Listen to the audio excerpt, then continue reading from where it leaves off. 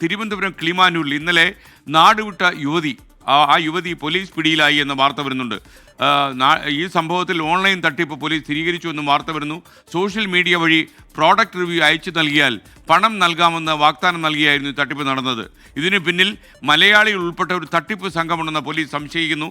ഈ യുവതിയെ പോലീസ് കണ്ടെത്തിയിരുന്നു. ഷബീദ് റാവുത്തർ തിരുവനന്തപുരത്ത് നിന്ന് ചേരുകയാണ്. ഷബീദ്, യഥാർത്ഥത്തിൽ ഇത് മലയാളികൾ കൂടി ചേർന്നൊരു ഓൺലൈൻ തട്ടിപ്പാണോ?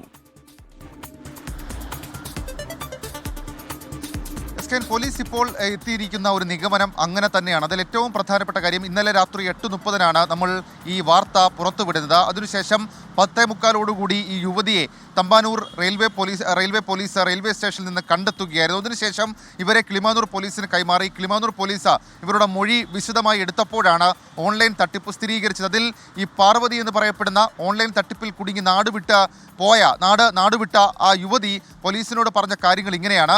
ഒരു മാസം മുൻപ് തന്നെ മലയാളം സംസാരിക്കുന്ന ഒരു യുവതി ഇങ്ങോട്ട് ഫോണിൽ വിളിക്കുന്നു. അതിനുശേഷം ജോലി നൽകാം, അതായത് സോഷ്യൽ മീഡിയ പ്ലാറ്റ്ഫോമുകൾ വഴി പ്രോഡക്റ്റ് റിവ്യൂകൾ അയച്ചു കൊടുക്കുന്ന ഒരു ജോലിയാണ് എന്നവർ പരിചയപ്പെടുത്തിയ ശേഷം ബോസ് നേരിട്ട് വിളിക്കും എന്നുള്ള കാര്യം പാർവതിയെ അറിയിച്ചു. എന്നാൽ താല്പര്യമില്ലെന്ന് പറഞ്ഞെങ്കിലും ബോസിനോട് സംസാരിച്ചു നോക്കൂ എന്നുള്ളതായിരുന്നു മലയാളിയായ ആ യുവതി പാർവതിയോട് വ്യക്തമാക്കിയ കാര്യം. അതിനുശേഷം ബോസ് വിളിക്കുന്നു. ബോസ് ഒരു ആൺശബ്ദമായിരുന്നു. അയാൾ വിളിച്ച ശേഷം ഇതേപോലെ നിരവധി ആളുകൾ പണമുണ്ടാക്കുന്നു.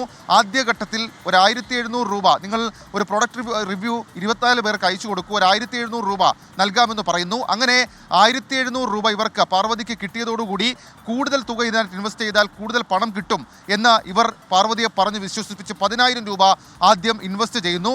അത് മടക്കി 17,000 രൂപയായി ഈ തട്ടിപ്പ് സംഘം പാർവതിക്ക് നൽകുന്നുണ്ട്. അതിനുശേഷമാണ് 44,000 രൂപ നിങ്ങൾ കൂടുതൽ തുക നിക്ഷേപിക്കൂ എന്ന് പറയുന്നത്. അങ്ങനെ 44,000 രൂപ നിക്ഷേപിച്ചു. എന്നാൽ ആ തുക മടക്കി കിട്ടിയില്ല. അതിന് പിന്നാലെ ഈ ബോസ് എന്ന് സ്വയം പരിചയപ്പെടുത്തിയ ആൺശബ്ദം അവർ വീണ്ടും പാർവതിയെ വിളിച്ചിട്ട് കൂടുതൽ തുക നിങ്ങൾ നിക്ഷേപിക്കൂ, അതായത് 1 ലക്ഷത്തിന് മുകളിലുള്ള തുക നിക്ഷേപിക്കൂ, അപ്പോൾ ഇരട്ടി ലാഭം, കൂടുതൽ പണം ഉണ്ടാക്കാം എന്നുള്ള കാര്യം പറയുന്നു. അങ്ങനെ പാർവതി സ്വർണ്ണാഭരണങ്ങളൊക്കെ പണയം വെച്ച് 1.5 ലക്ഷം രൂപയും പിന്നീട് 2.25 ലക്ഷം രൂപയും ഈ ഓൺലൈൻ തട്ടിപ്പ് സംഘത്തിന് അയച്ചു കൊടുക്കുന്നു. പിന്നീടാണ് ഈ തുകയെക്കുറിച്ചോ ഇവരെക്കുറിച്ചോ യാതൊരു വിവരവും ടെലഗ്രാം വഴി കിട്ടാത്തതിൻ്റെ അടിസ്ഥാനത്തിൽ ഇവർ ഈ കുറിപ്പൊക്കെ എഴുതി വെച്ച് നാട് വിട്ടു പോയത്. ആദ്യം പോയത് വർക്കലയിലാണ്. വർക്കല റെയിൽവേ സ്റ്റേഷനിൽ നിന്ന് ഗുരുവായൂരിലേക്ക് പോയി.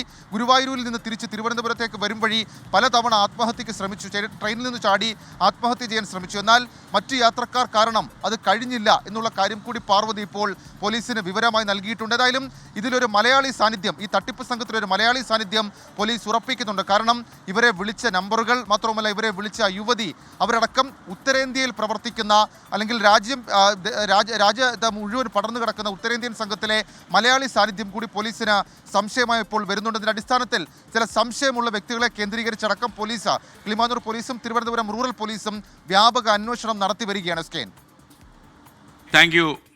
ഷബീദ് റാവുത്തറാണ് വിവരങ്ങൾ നൽകിയത്. ഇന്നലെ ഈ യുവതി ഒളിവിൽ പോവുകയായിരുന്നു, ഇപ്പോൾ പോലീസ് കണ്ടുപിടിച്ചു എന്നാണ്. വലിയൊരു ഓൺലൈൻ തട്ടിപ്പിൻ്റെ മറനീക്കി ഈ സംഭവം പുറത്തു വരുമെന്നാണ് നമുക്ക് വിശ്വാസം. ഷബീദ് റാവുത്തർ റിപ്പോർട്ട് ചെയ്ത ബ്രേക്കിംഗ് ന്യൂസ് ആയിരുന്നു അത്.